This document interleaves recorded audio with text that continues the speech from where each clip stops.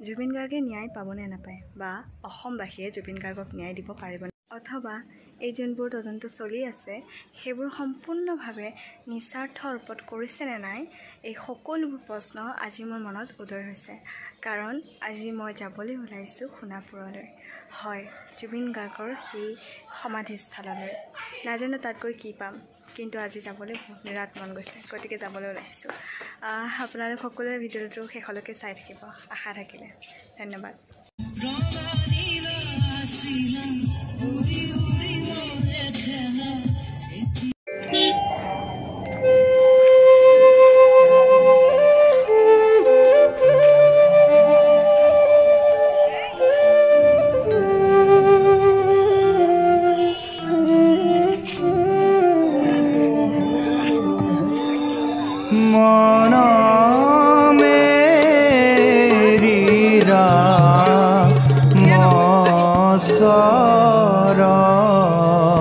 No